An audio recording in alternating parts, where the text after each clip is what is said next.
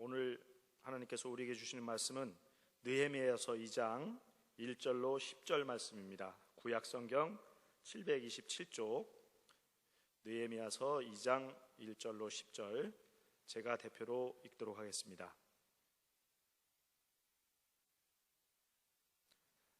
아닥사스다 왕 제20년 니산월에 왕 앞에 포도주가 있기로 내가 그 포도주를 왕에게 드렸는데 이전에는 내가 왕 앞에서 수심이 없었더니 왕이 내게 이르시되 내가 병이 없거늘 어찌하여 얼굴에 수심이 있느냐 이는 필연 내 마음에 근심이 있음이로다 하더라.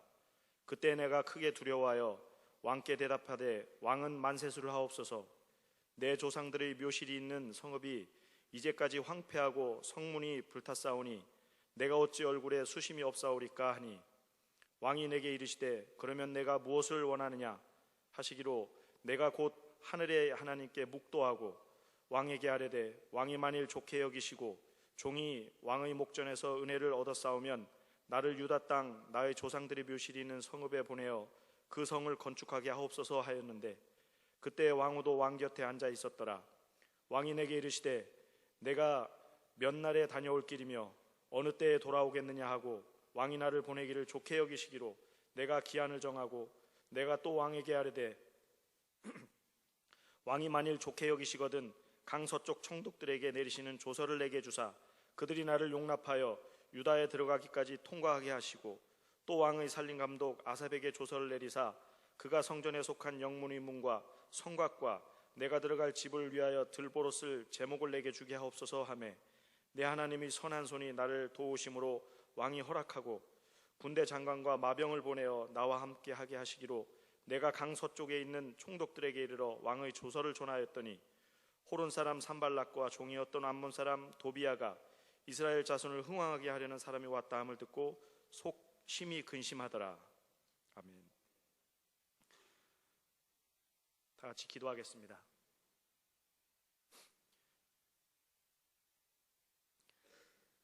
하나님 감사합니다. 주일을 맞아 주님의 자녀된 우리 모두가 예배를 드릴 수 있는 여건을 허락하심에 감사드립니다. 죄로 인하여 죽을 수밖에 없는 우리를 구원하여 주시고 자녀 삼아 주시고 우리와 동행하시며 우리의 삶을 본향된 천국으로 인도하여 주심에 감사드립니다.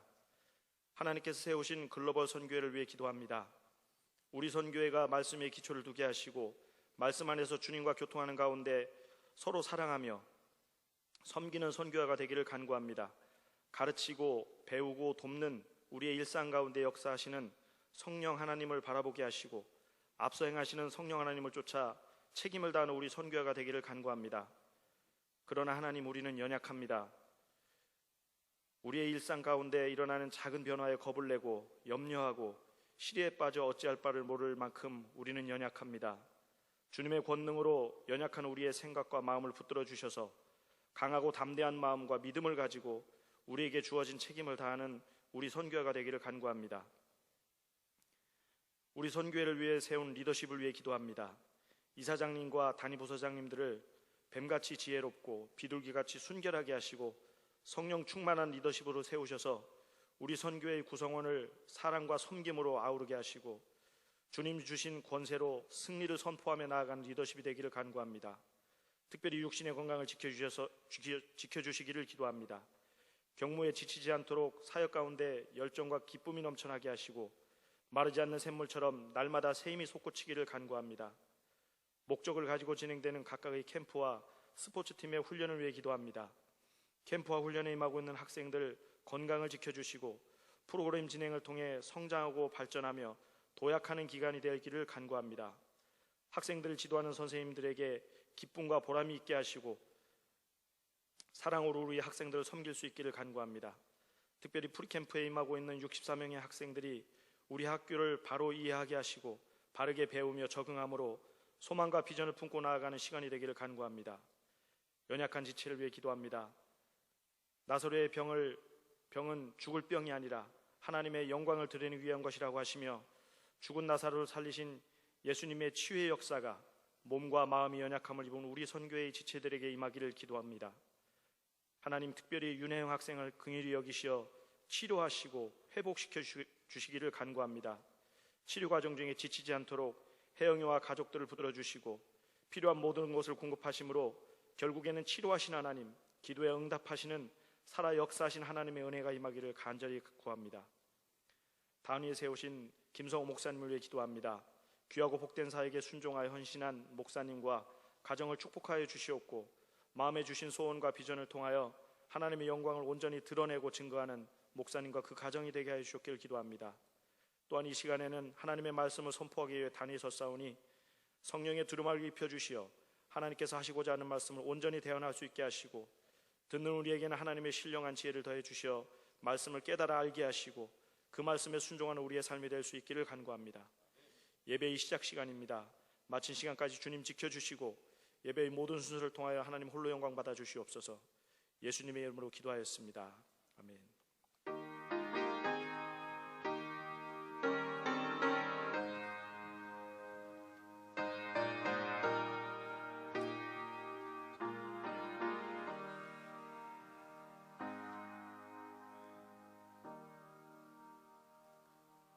감사합니다. 모두 자리에 앉아주시기 바랍니다. 우리 옆 사람과 한번 인사할까요? 사랑합니다. 축복합니다. 잘 오셨습니다. 제 옆자리에 앉아주셔서 너무 감사합니다. 네, 날씨가 많이 춥죠? 이렇게 추운 날씨 가운데 우리 김성우 목사님 나오셔서 비전의 태동이라는 제목으로 말씀 전해주실 때에 아주 따뜻한 성령의 바람이 불 줄로 믿습니다. 아멘. 우리 목사님 나오실 때 우리 크게 박수로 환영하도록 하겠습니다. 네, 감사합니다. 미국 그 동부는 거의 한 100여 년 만에 최악의 폭설로 지금 1m 눈이 쌓인 데도 있고 항공편들이 다 결항되고 좀 비상사태가 선포가 됐는데 속히 모든 문제들이 좀 빨리 해결될 수 있도록 여러분 기도 부탁을 드립니다. 제가 음성 캠퍼스에서 교목실장으로 사역할 때 음성과 문경 교목실에 목사님들과 함께 기독교 가치관 관련 셀그룹 교재를 만들기 시작했습니다. 그때 제가 이제 머릿말을 작성을 했는데 그 머릿말 내용을 잠시 좀 소개하면서 말씀을 이어가고자 합니다. 2008년 11월 정확한 날짜는 기억이 나지 않습니다. 하지만 뉴스를 통해서 오바마 대통령의 취임식에 세들백 교회의 리고렌 목사님이 축복 기도를 하기로 되었다는 뉴스를 들었어요. 그런데 그때 그 뉴스를 보면서 당시 대선을 앞두고 그 남가주 지역, LA와 남가주 지역에 피켓들을 들고 막 사람들이 거리에 나와 있었던 것을 떠올렸습니다. 그 피켓에는 프로포지션 8이라는 단어가 쓰여져 있었는데 그것은 바로 동성애를 금지하는 캘리포니아 주민 발의안 8호라는 뜻입니다.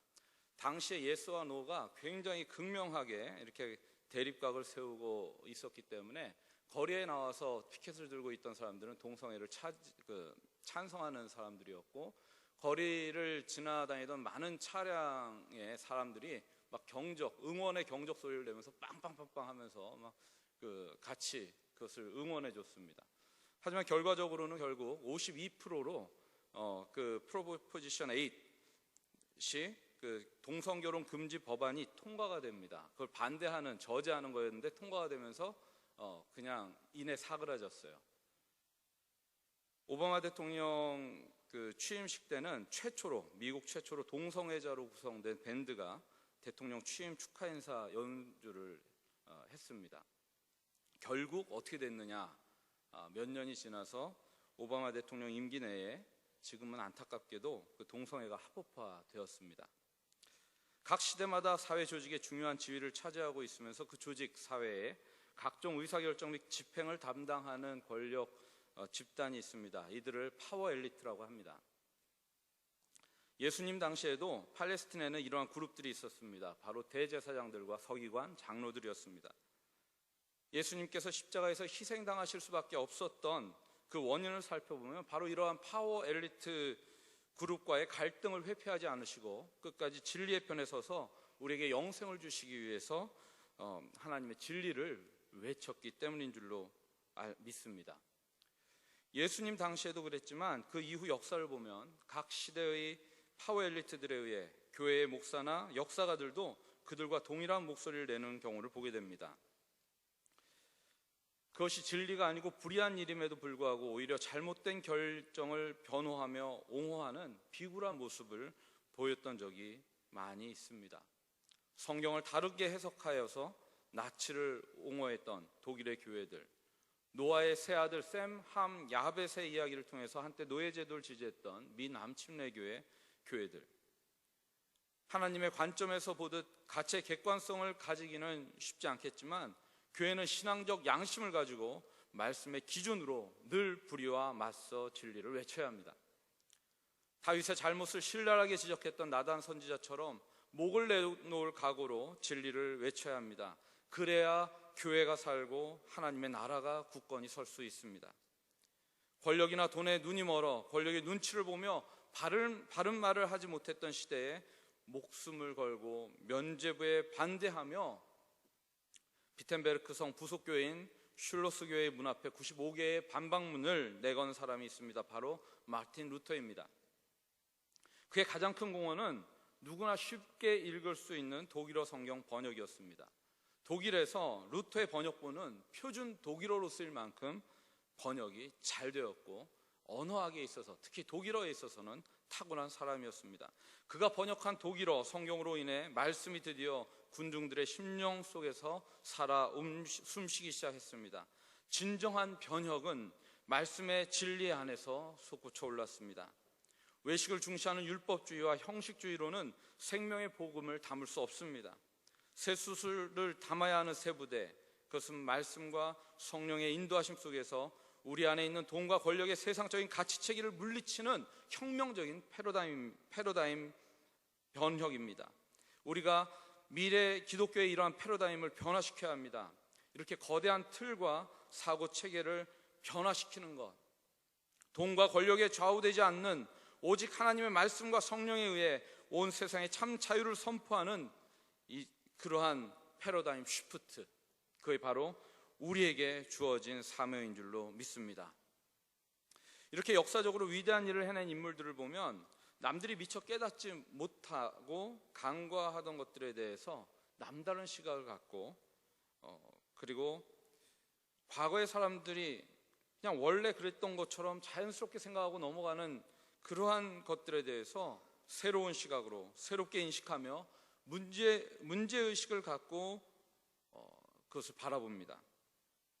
그리하여 결국 새로운 해결책을 찾아내고 역사의 새 지평을 열어갑니다. 영적 리더는 하나님의 관점에서 문제의식을 발견해야 합니다. 세상은 세속적 시대정신이 주도하고 있고 대다수의 사람들은 이를 따르고 있습니다. 크리스천 리더는 이렇게 세상적으로는 아무런 문제의식을 갖지 못하는 것들에 대해서 문제의 핵심을 간파하는 영적 통찰력을 갖고 있어야 합니다. 영적 비전은 이러한 문제의식에서 태동합니다. 역사적으로 볼 때 면죄부 제도나 노예제도, 나치즘, 신사참배, 동성애, 세속적 번영주의 등에 대해 많은 사람들은 권력을 추종하며 아무런 비판 의식 없이 그것들을 옳다고 받아들였습니다. 하지만 각각의 시대에는 핍박과 박해를 무릅쓰고 믿음을 지키며 결연히 저항했던 신앙의 선조들이 있었음을 기억해야 합니다. 크리스천 리더들은 이러한 신앙의 선조들을 통해서 영적 리더십을 배워야 하는 줄로 믿습니다. 여러분이 역사 가운데 위대한 일을 하고 싶다면 이와 같이 여러분이 꼭 해결해야 할 문제에 대한 문제의식과 부담감을 갖고 끝까지 믿음으로 나아가시기 바랍니다. 하지만 여기서 우리가 생각해야 할 중요한 것이 있습니다. 바로 내가 가진 꿈이 과연 하나님 보시기에 내가 감당해야 할 사명인가 아니면 그것은 내가 감당해야 할 일이 아닌가에 대한 문제입니다. 우리는 오늘 느헤미야라는 인물을 통해서 우리가 세워야 할 비전은 무엇이며 그 비전은 어떻게 태동되고 진행되고 있는지를 말씀을 통해 함께 나누기 원합니다. 오늘 등장하는 아닥사스다 왕은 페르시아 황제입니다. 여러분, 페르시아 왕국은 지금의 이란이라는 나라에 위치하고 설립이 되었습니다. 지난 16일에 이란 핵 협상 타결로 인해서 그 이란에 내려졌던 그 경제 금융 제재가 해제되었습니다. 이로 인해서 여러 강대국들을 비롯한 유럽의 각 나라들이 이란에 손을 내밀고 있습니다. 하지만 느헤미야 당시에는 세계 최강대국이었기 때문에 주변 국가들이 페르시아에 손을 내밀었습니다. 이 아닥사스다 왕은 구약성경 에스더에 등장하는 아하수에로 왕의 아들입니다. 에스더의 의붓아들이라고도 할 수 있습니다. 아닥사스다 왕의 의붓 어머니인 에스더는 유대인들에 대한 아닥사스다의 태도에 많은 영향을 미쳤을 것으로 보여집니다.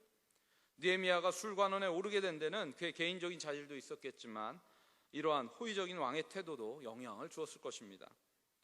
그런데 이런 아닥사스다 왕이 일반 문서에서 보면 일반 문헌에는 감정적으로 매우 나약하고 신경질적이며 권위주의적인 성품의 폭군으로 소개됩니다.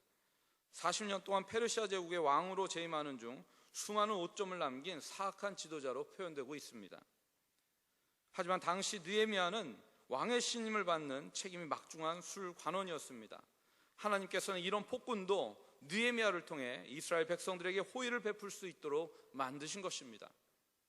BC 516년 고레스 왕 당시 유대인들은 처음으로 본국으로 귀환하게 됩니다. 바로 성전 재건을 위해서 수르바벨을 위시한 많은 무리들이 성전 재건을 위해 예루살렘으로 복귀합니다. 1차 포로 귀환 후에 성벽 소식에 복원 소식도 들렸을 것입니다.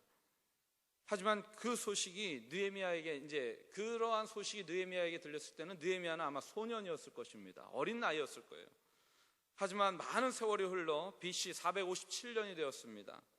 또 다른 이스라엘의 한 무리가 에스라의 통솔하에 예루살렘으로 복귀합니다.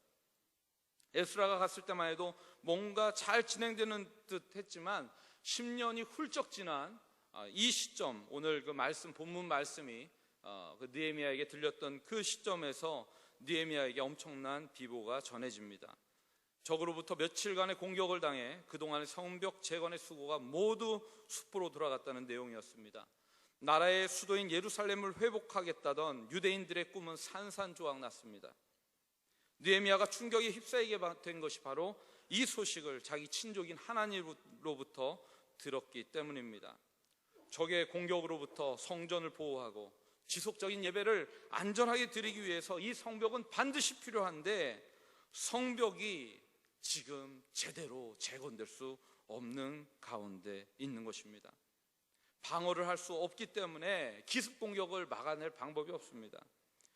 이외에도 성벽은 성 안의 주민들에게 바깥 사람들과 구분해주는 경계로서 이방 사람들과의 자유로이 교제했던 당시의 그 주민들을 바깥 세상의 그 세속적인 문화로부터 지켜주는 역할을 했습니다. 세속화를 저지할 수 있는 그것을 위해서도 꼭 필요했습니다.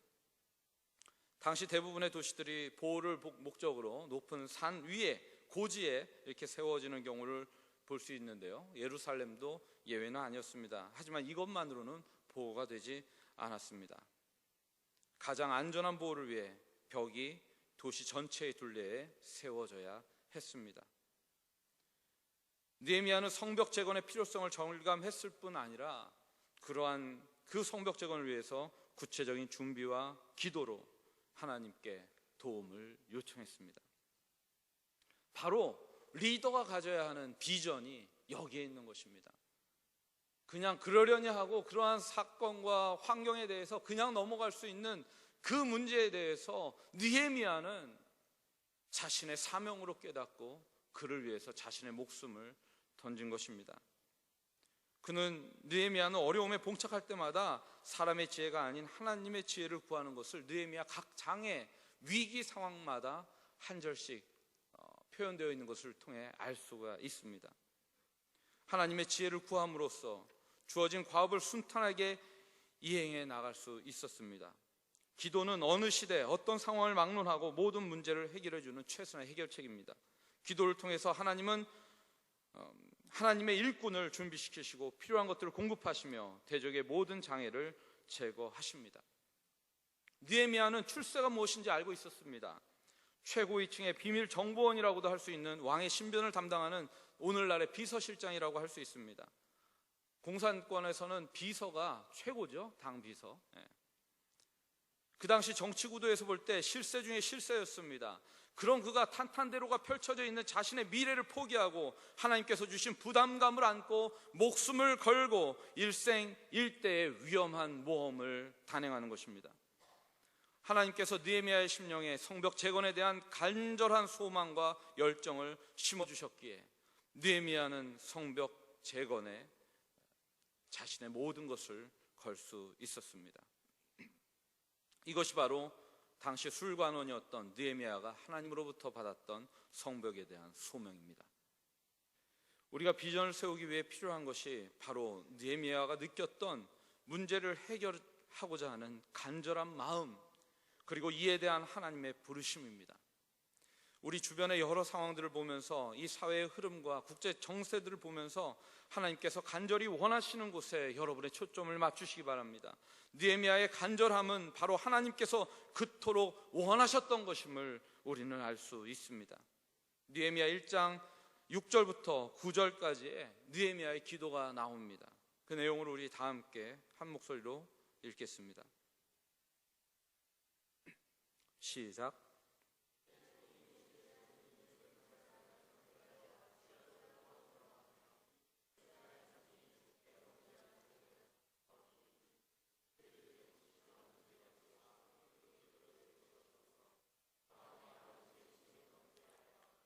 주를 향하여 크게 악을 행하여 주께서 주의 종 모세에게 명령하신 계명과 율례와 규례를 지키지 아니하였나이다. 옛적에 주께서 주의 종 모세에게 명령하여 이르시되 만일 너희가 범죄하면 내가 너희를 여러 나라 가운데로 흩을 것이요 만일 내게로 돌아와 내 계명을 지켜 행하면 너희 쫓긴 자가 하늘 끝에 있을지라도 내가 거기서부터 그들을 모아 내 이름을 두려고 택한 곳에 돌아오게 하리라 하신 말씀을 이제 청하건대 기억하옵소서. 하나님께서는 하나님의 말씀을 지키지 않는 백성들이 열방 가운데 쫓겨서 하늘 끝에 있을지라도 거기로부터 그들을 다시 모아 하나님의 이름을 두려고 택한 곳에 돌아오게 할 수 있는 분입니다. 인간의 눈으로는 도저히 불가능해 보이는 그 상황에서도 하나님께서는 하나님의 역사를 가능케 하시는 분이에요. 영적 리더는 그것을 볼 수 있는 눈이 있어야 합니다. 세상이 아무리 암담하고 암흑으로 치닫는다 하더라도 하나님께서 그 한 사람 느헤미야처럼 자신의 죄처럼 공동체의 죄를 자신의 죄로, 자신과 자신의 아비의 죄로 고백하며 회개하며 하나님의 역사하심을 바라보았던 그 희망을 가진 한 사람, 그를 위해서 자신의 목숨을 온전히 버릴 수 있는 그 한 사람으로 말미암아 하나님께서는 하나님의 위대한 비전을 이루어 가시는 줄로 믿습니다. 느헤미야는 기도를 마치고 약 4개월간 기도하였습니다. 기도 중에 계획을 세우고 왕에게 성벽 재건을 위해 예루살렘으로 돌아갈 수 있도록 허락해 주기를 요청하기 위해서 가장 좋은 때를 기다렸습니다. 일단 이런 요구를 할 때 왕비가 있었다는 것은 굉장히 이례적입니다. 왕비는 공식적인 행사나 공식적인 석상에는 거의 참석하지 않았기 때문에 느헤미야는 왕에게 다가가기 가장 좋은 때를 기다렸고 바로 그런 사적인 자리가 마련되었던 것입니다. 또한 왕의 종들은 그의 존전에서 항상 즐거운 낯을 해야 했습니다. 우울한 기색을 보이거나 낯빛이 바뀌면 혹이라도 모반을 일으키기 위한 어떤 독약을 타가지고 시해하기 위한 그런 것들이 숨어 있을 수 있다고 판단되기 때문에 바로 그 자리에서 죽일 수 있었습니다. 느헤미야는 그 슬픔을 마음에 품고 4개월을 기다리고 드디어 하나님께서 예비하신 그 때를 발견하게 됩니다. 그리고 갑자기 어느 날 슬픈 안색을 띄었습니다. 목숨을 건 도박이 시작된 것입니다. 2장 2절에 왕이 이렇게 묻습니다. 내가 병이 없거늘 어찌하여 얼굴에 수심이 있느냐? 이는 필연 내 마음에 근심이 있음이로다. 왕조차도 그냥 넘길 수 없는 낯빛이었어요. 왕의 신변에 혹시라도 위협을 느낄 수 있는 낯빛이었기 때문에 저놈을 당장 죽여라 할 수 있음에도 불구하고 왕은 하나님의 은혜로 죽이지 않고 오히려 묻습니다. 내가 병이 없거늘 어찌하여 근심이 있느냐? 이 말을 들었을 때 느헤미야 심정은 그때 내가 크게 두려워하여 그의 마음을 그대로 담아주고 있습니다. 말을 이어갑니다. 왕은 만세술 하옵소서. 내 조상들의 묘실에 있는 성읍이 이제까지 황폐하고 성문이 불탔사오니 내가 어찌 얼굴에 수심이 없으오리까. 여러분, 우리가 무엇 때문에 근심하는가? 내 개인적인 괴로움, 내가 받는 고통이나 어떤 핍박, 내 뜻대로 해결되지 아니하는 어떤 상황들, 우리의 대부분의 근심은 이러한 우리 개인적인 신상의 문제로부터 출발됩니다. 하지만 크리스찬 리더는 내 자신의 신상의 문제, 그것보다 먼저 그 나라와 그 의를 위하여 슬퍼할 수 있어야 합니다. 하나님의 나라가 무너지는 그런 상황들, 하나님께 영광이 올려져야 되는데 크리스찬들로 인하여서 하나님을 욕보이는 이런 상황들에 대해서 분개하고 그를 위하여 기도해야 하는 줄로 믿습니다. 우리의 수심이 그러한 이유 때문에 가득한 수심이라면 하나님께서 그러한 자들을 통해서 하나님의 역사를 이루어 가실 줄로 믿습니다. 왕이 묻습니다. 그러면 내가 무엇을 원하느냐? 이때 곧 하나님께 목도했다라고 말합니다. 하나님을 의지하며 말합니다. 그런데 여러분, 느헤미야가 말한 내용들을 보면요, 즉흥적으로 말했다라고 보기에는 어려운 내용들이 많이 있습니다. 첫 번째, 나로 예루살렘 성읍에 보내어 성을 건축하게 해주시옵소서라는 얘기였습니다. 그리고 왕이 기한을 묻자 정한 기한을 말합니다. 강서쪽 총독들에게 조서를 써달라고 합니다. 그리고 삼림감독 아삽에게 조서를 내려서 성문과 성곽과 자신이 들어갈 집을 위해 들보로 쓸 제목을 달라고 구체적인 요청을 하였습니다. 여러분, 이것은 그냥 순간적으로 질문했다고 해서 나올 만한 순간적인 답변은 아닌 것입니다. 느헤미야는 기도하면서 이러한 시나리오를 머릿속에 그렸을 것입니다. 하나님, 아닥사스다 왕이 저를 죽이지 않고 왜 그러냐고 물으면 뭐라고 답해야죠? 죽이라 그러면은 뭐 더 이상 생각할 것도 없지만 죽지 않는다면 제가 무엇이라고 말해야 하겠습니까? 무엇을 원하냐고 하면 뭐 어떻게 대답을 해야 하겠습니까? 기한을 물을 텐데 어느 정도 걸린다고 답을 해야 할까요?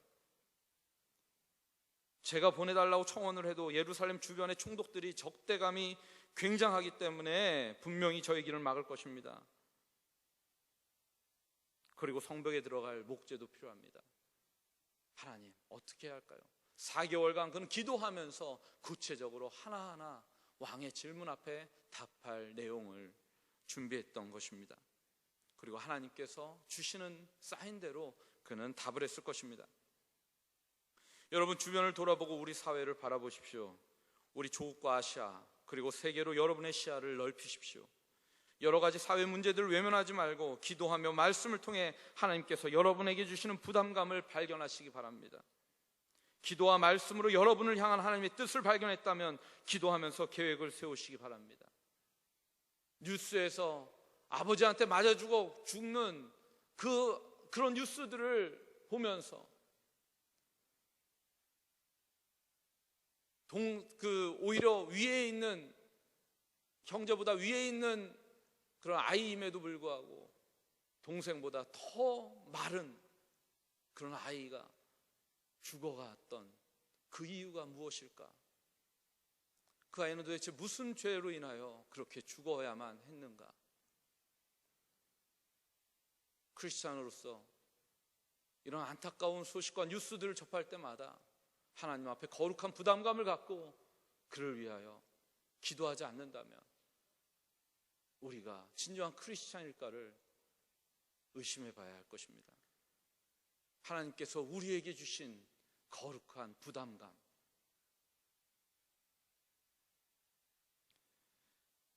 하나님께서 우리가 기도하며 그 계획을 하나하나 성취해 갈 수 있도록 하나님께서 반드시 도우실 것입니다. 아브라함의 꿈과 모세의 꿈이 모두 그들의 비전이라고 할 수 있습니다. 왜냐하면 하나님께서 주신 것이기 때문입니다. 이들에게는 그들의 시대에 있어서 하나님께서 보여주신 큰 땅과 큰 민족에 대한 비전이 바로 이들의 사명이었습니다. 각 시대마다 하나님께서 특별히 계시하시고 이루시고자 하시는 하나님의 뜻이 있습니다. 하나님께서 아브라함에게 말씀하십니다. 창세기 15장 5절 6절에 우리 다 함께 읽겠습니다. 시작. 밖으로 나아가 이르시되 하늘을 우러러 무뼈를 셀 수 있나 보라. 또 그에게 이르시되 내 자손이 이와 같으리라. 아브라함이 여호와를 믿으니 여호와께서 이를 그의 의로 여기시고. 제가 텍사스에서 사역을 하고 있을 때 한 번은 새벽 2시경에 이제 그 뮤지컬 공연을 보고 돌아오는 길에 한 새벽 1시 2시 사이에 진짜 빛이라고는 주변에 아무것도 없는 길 한가운데서 차 3대를 세워놓고 12인승 밴 2대하고 8인승 소울밴 1대를 세워놓고 그래서 컵라면, 금지식품이지만 컵라면을 잠시 먹었어요. 근데 그때 하늘을 탁 봤는데 진짜 제가 태어나서 본 하늘에 있는 별들 중에 가장 많은 별이라고 할 수 있을 만큼 정말 셀 수 없는 별이 쏟아지는 그 상황이 딱 보여지더라고요. 아브라함 때도 마찬가지였겠죠. 산 위에 무슨 밤에 뭐가 있겠어요. 불빛이라고는 아무것도 없죠. 흑암 가운데 하늘을 보니까 엄청난 별들이 쏟아집니다. 이루 셀 수 없는 별입니다. 하지만 하나님께서 그 별처럼 너로 인해 민족을 이루겠다라고 약속을 주신 것입니다. 출애굽기 3장 8절부터 10절에 모세에게 말씀하십니다. 다 함께 읽겠습니다. 시작. 그들을 애굽인의 손에서 건져내고 그들을 그 땅에서 인도하여 아름답고 광대한 땅, 젖과 꿀이 흐르는 땅, 곧 가나안 족속, 헷 족속, 아모리 족속, 브리스 족속, 히위 족속, 여부스 족속의 지방에 데려가려 하노라. 이제 가라. 이스라엘 자손의 부르짖음이 내게 달하고 애굽 사람이 그들을 괴롭히는 학대도 내가 보았으니 이제 내가 너를 바로에게 보내어 너에게 내 백성 이스라엘 자손을 애굽에서 인도하여 내게 하리라. 모세에게도 민족의 아픔을 바라보게 하셨습니다. 그리고 그 마음 가운데 거룩한 부담감을 갖게 하셨습니다. 예수님의 비전은 새로운 일을 행하시는 것이었습니다. 인류의 죄를 대속하여 믿는 자들에게 구원이 임하게 하고 죄로부터 해방시키시는 새 시대를 꿈꾸셨습니다. 수많은 무리들이 주의 복음을 전하며 열방이 주께 돌아오는 그 역사를 우리 예수님께서는 바라보셨습니다. 여러분의 비전은 무엇입니까? 기도하시겠습니다.